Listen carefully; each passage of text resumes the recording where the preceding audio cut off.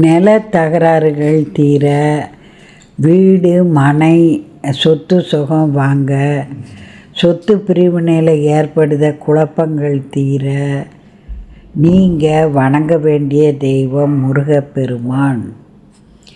பாலமுருகனாக தனிச்சிருக்கிற முருகனை குழந்தை வரம் வேண்டி வணங்கணும். பரிகாரங்களை எப்போதும் வள்ளி தெய்வானையோடு இருக்கிற முருகனுக்கு தான் செய்யணும். இந்த முருகனை முருகப்பெருமானை செவ்வாய்க்கிழமை தோறும் 3 நெய் விளக்கு ஏற்றி 12 செவ்வாய், 8 செவ்வாய், 9 செவ்வாய், 7 செவ்வாய்னு வேண்டிக்கிடலாம். வேண்டிக்கிட்டு உங்கள் பிரார்த்தனையை முன் வச்சு வணங்கி வந்தால் உங்களுடைய பிரச்சனைகள் தானே தீரும். நிலத்துக்கு அதிபதி முருகப்பெருமான். ஏன்னா நவகிரகங்களில் செவ்வாய் பகவான் தான் நிலத்துக்கு அதிபதி. இந்த செவ்வாய் பகவானுக்கு அதிதேவதை முருகப்பெருமான். அதனால் நீங்கள் முருகப்பெருமானை வணங்கி வந்தால் உங்களுக்கு தொழில் லாபம் கிடைக்கும். நில சம்பந்தப்பட்ட தொழில் செய்கிறவங்களுக்கு வருமானம் பெருகும். சஷ்டி கவசத்தை முருகர் பாடல்களை முடிந்த போதெல்லாம் வைத்து கேட்டீங்கன்னாலோ உங்களுக்கு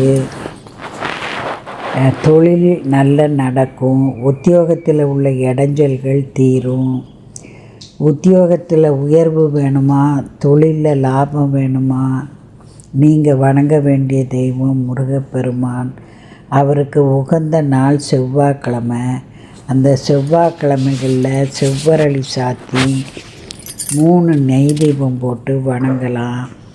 மேலும் உங்கள் காரியம் நடந்தால் சக்கரை பொங்கல் வச்சு சிகப்பு பட்டு சாத்தி சிகப்பு மாலை சாத்துதேன், அம்பிகை 2 பேருக்கும் மல்லிகை சாத்துதேன்னு வேண்டிக்கிட்டு நீங்கள் உங்கள் பிரார்த்தனையை சொன்னால் கை மேலே பலன் கிடைக்கும். செவ்வாய்க்கு உள்ள நிறம் சிகப்பு. அதே மாதிரி முருகப்பெருமானுக்கு பிடித்த நிறமும் சிகப்பு. செவ்வரளி, சிகப்பு ரோஜா மாலை, சிகப்பு செம்பருத்தி எல்லாம் சாத்தி உங்கள் கவலையை தெரிவித்தால் முருகப்பெருமான் அருமையாக நடத்தி தருவார். திருச்செந்தூர் ஜெயந்தி நகர், சூரனை வென்ற நகர். மேலும் குரு பகவானை முருகப்பெருமான் வணங்கிய நகர். அதனால் நீங்கள் தடைகள் விலக அங்கு